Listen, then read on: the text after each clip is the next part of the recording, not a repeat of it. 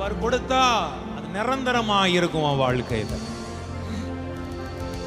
ஏன்னா உனக்கு கொடுக்கும் போது அவர் சாதாரணமாய் கொடுக்கல, அவ்வளவு திட்டம் பண்ணி உனக்கு கொடுத்திருக்கிறார். Wow wow wow.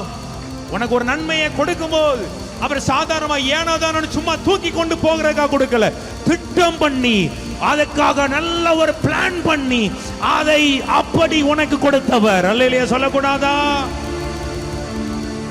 உனக்கு ஒரு பிசினஸ் கொடுத்தாருன்னா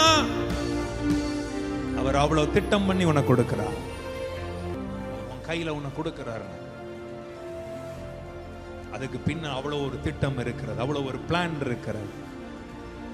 ஆமென். அதுலதான் பெரிய பெரிய பெரிய தேவனுடைய திட்டங்களும் தரிசனங்கள் நிறைவேறக்கூடிய ஒரு காரியமாய் அந்த திட்டங்கள் இருக்கிறது. கர்த்தர் உங்களை இந்த இடத்துல கொண்டு வந்திருக்கிறார்னா, உங்களை உட்கார வைத்திருக்கிறார்னா பெரிய திட்டத்தோடு உங்களை உட்கார வச்சிருக்கிறார்.